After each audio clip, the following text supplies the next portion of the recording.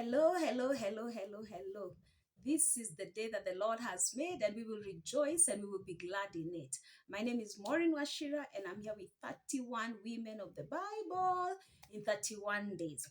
And today is the 19th day. And today I want us to look at a woman called Abigail.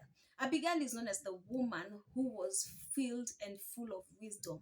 It's just amazing when you think about Abigail. Let me give us a brief, let me give us an intro about how Abigail comes into the story. So Abigail is the one who got married to David, and what happened on at how this whole drama became to be, or how this marriage came to be. So there's a time that their husband Nabal was very, very rich. Abigail's husband was called Nabal, and he was very, very wealthy, very rich. And so he was in a situation where he needed protection. His cattle needed protection. And so David's mighty men, David's army, offered protection to Nabal's property, to Nabal's wealth, to Nabal's cattle. And then later they actually asked for just a hand in return, meaning it's good to do something good to somebody and expect something back in return. It's not bad, it is good. And so they expected to receive something back in return from Nabal. But Nabal is known actually as a very difficult, a very cruel person, a very difficult person, a very harsh person. He's somebody who can even just kill you. And so with all the foolishness that he carried, Nabal spoke very nasty to David's armies. And then now David's men went back and told their master and said, hey, let me tell you, we offer protection to this man's wealth, to this man's cattle. But the way he has mistreated us when we went to ask for something to be returned back to us, he did treat us so badly. And so David got very angry. And when David got very angry, he sent his men to go and finish this man. But as they arrived, they met with Abigail. And when Abigail heard what had happened, Abigail very, very quickly, without even waiting for them to land, she gathered provision and quickly went to David. In fact, the Bible says she fell down on her face and she quickly worshipped and honored and blessed, to a point she was even saying, just leave him. In fact, deal with me. Let me carry it. Deal with me, sir. Deal with me, my king. And so when I think about Abigail, the first thing I ask myself, and this is not wise, what do you do when your husband lands you in a position that you don't know how to get yourself out of? It's something so bad. And I know this happens so much in marriages. Allow me to talk to wives today. Your husband has entered into a deal that has costed your family. What do you do? Your husband has messed with somebody. It's costed your family. Gone to your children's school, spoken bad to the teachers. And then the teachers now are saying, remove those children from this school. I don't want to teach those children. What do you do? Your husband has messed the relationship between him and his siblings. What do you do?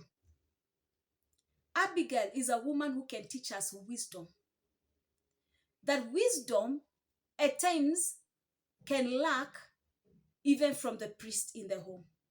No wonder the Bible comes and says, if any of you lacks wisdom, let him ask, and I will give it to him.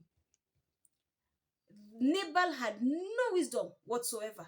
Remember, he's the one who had been favored.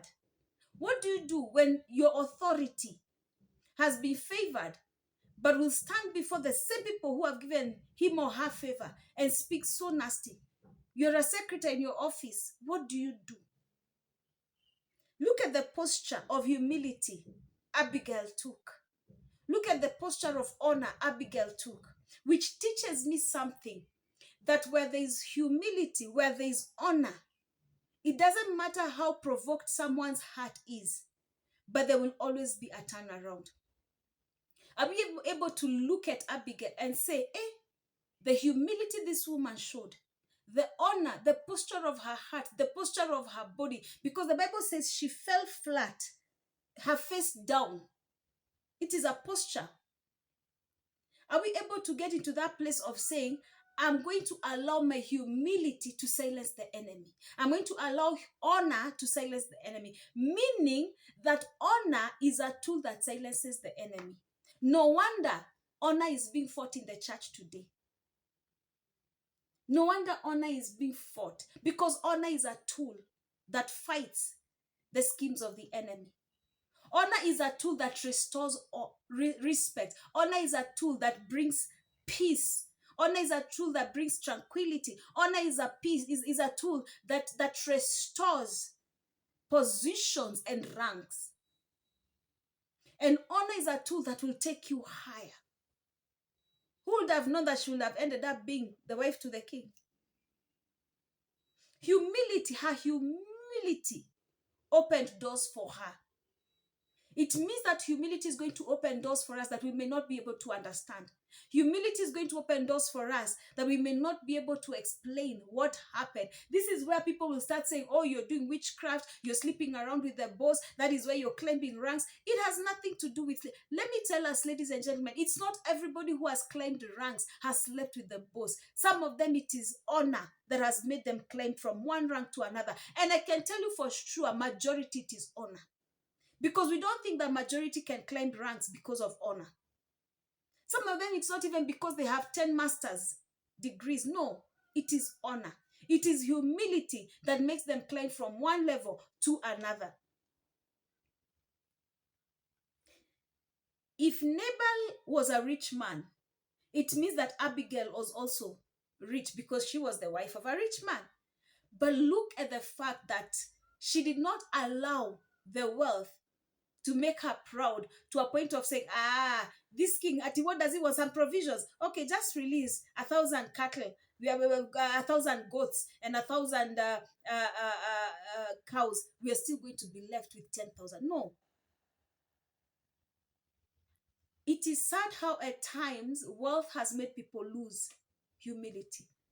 Wealth has made people lose their respect and their dignity. No matter what you have in life, please remain humble. Because it is not wealth that will open doors for you. It is humility and honor. Let me tell you, this woman would have abused and nagged the husband, but she didn't. But she thought with a lot of wisdom. This husband of mine is angry. This king is angry. If they meet, these two, and both of them are rich, because King David is a king, he's rich. And then here is a husband, he's also rich. So both of them have got resources. So she's realized, by the way, let me just become the middleman and help. Humility. No matter where you reach in life, no matter what you acquire in life, let's remain humble. Let's walk in honor. Let's honor each other. Honor each other with words. Honor each other with actions. It doesn't matter whether you're driving the latest range in town, but honor does not come with a range. Honor does not come with a plane. Honor is the state of your heart. And when the state of your heart is right, it will not matter who it is, but you're going to be very careful with how you handle them. Abigail was not only a woman of wisdom, but she was a woman who was filled with humility. She was a woman who was filled with honor. May God help us that we can have an attitude of humility, an attitude of honor. Let's honor. One of these days I'll talk about honor, because honor is a very key thing to me. Let's have an attitude of honor and let's walk with wisdom. The Bible says in the book of James, if any one of us lacks wisdom, let him ask, and freely it shall be given. 31 women of the Bible in 31 days. God bless you. See you tomorrow.